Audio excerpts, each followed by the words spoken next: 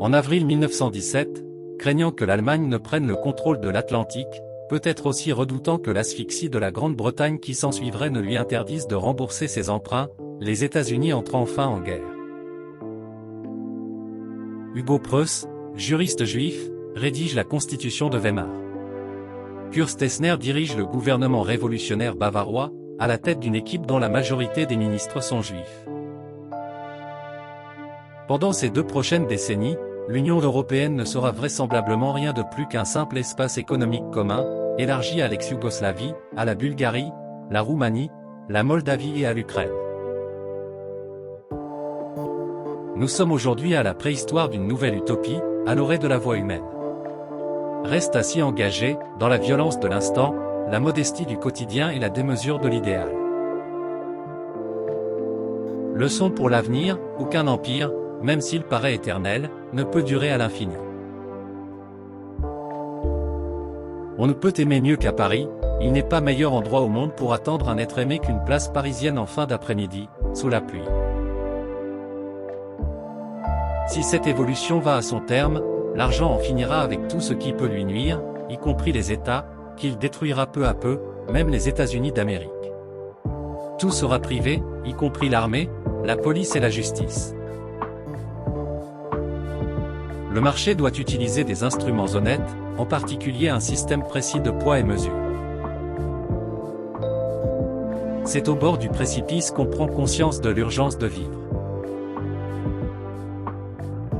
L'histoire moderne a montré que l'utopie est mère de toutes les dictatures.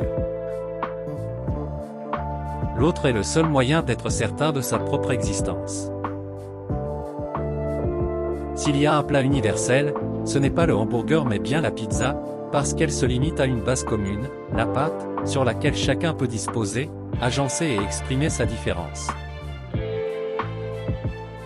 L'éternité, l'égalité et la liberté sont des droits, la fraternité est une obligation morale. L'utopie n'est que le nom donné aux réformes lorsqu'il faut attendre des révolutions pour les entreprendre. Rien ne résiste à l'exercice du pouvoir, pas même le pouvoir. Il n'est pas de paix possible entre des gens qui n'ont pas fait la paix dans leur propre cœur. On ne peut rien trouver que l'on est en soi. L'amour n'apaise pas le désir, comme l'eau salée n'apaise pas la soif. Séduire, c'est se prouver qu'on est vivant. Tout ce qui est encore beau à 30 ans est triste à 50 et grotesque à 60. Contempler sa bibliothèque, c'est rêver qu'on ne saurait mourir avant d'avoir lu tous les livres qui la remplissent. On ne peut désigner le sommet d'une pyramide sans localiser sa base. Jamais la violence ne viendra à bout de la violence.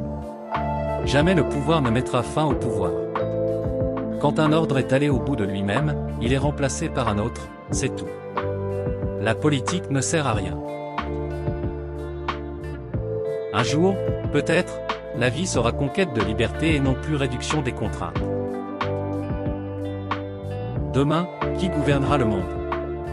Personne, sans doute. Et c'est là le pire. Aucun pays n'aura plus les moyens de maîtriser les richesses et les problèmes de la planète. Et personne ne voudra d'un gouvernement mondial.